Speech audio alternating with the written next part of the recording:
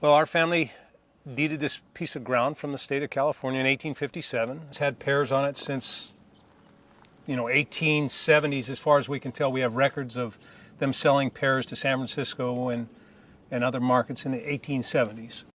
They planted pears and they had plums and peaches and apples, a little bit of everything, but they went more toward the direction of the pears.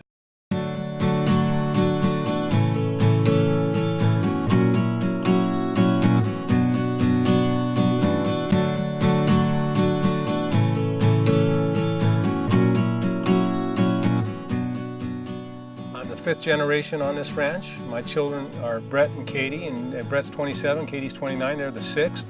The reason we've survived in this industry is we've taken very good care of our trees, managed them well, made good decisions on trying to keep them as healthy as possible, even in the lean years. Our family's been able to survive, has made good contacts in the pear industry, made a good name for ourselves in the pear industry.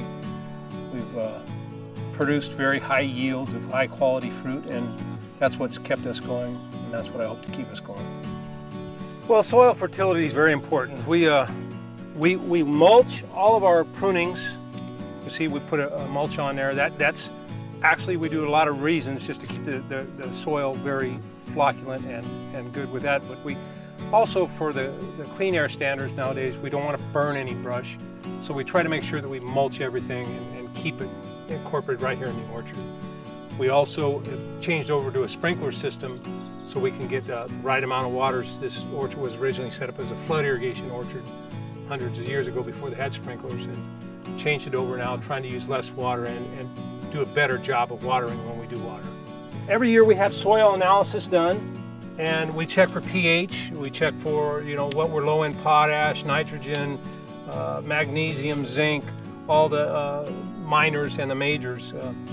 When we're done, we go sit down. When we get the samples back, we sit down and go over what the UC recommendations are for what they consider growing a good crop of pears. And I sit down with a soil analysis guy, and we decide what amendments we want to put in the soil to bring it back to those conditions. Because if you take 25 or 30 tons of pears off an orchard or any kind of crop, but we take 25 to 30 tons every year off this orchard, you have to replenish the soil what the pears taken. And we know the pears use a lot of potash, and we have to check all the minors too to keep the soil in balance, and we really work hard to keep a great soil profile.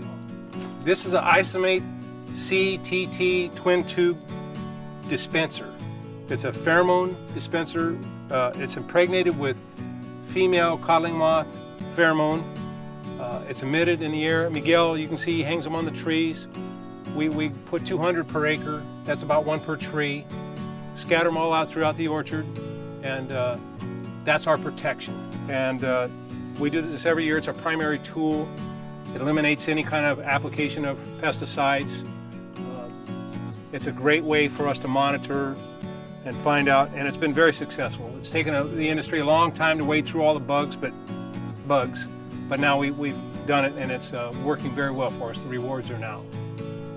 Codling moth lays eggs, and the worm, when they pupate, the worm goes inside of the calyx of the fruit and eats inside there, so that your pear will have a big rotten spot in the center, and it's no good for consumption or cannery or anything. So it's probably our main pest of concern.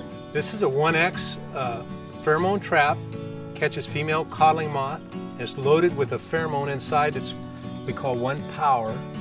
And this will, if we catch any moths in this trap, we know we're in trouble, because we'll have already hung the pheromones throughout the orchard to create confusion at that time. And if they're confused and there's enough pheromone out there, they should not be able to find this trap here. If they find this trap, we got a problem. We use a 10X trap to find if there's any population. And it's 10 times stronger, has some pheromone in it. And it will catch, if it catches 1 or 2 or 3 moths, then we know that we have a viable population that could mate. Absolutely, I would love to hand this orchard off to my family, just like in better condition, or as good as I can make it for future generations. I would hope that my grandkids and great-grandkids, if I'm ever blessed enough to have them, will be able to inherit this ground and keep farming it the way we do, or not, whatever they like, but I would hope they could.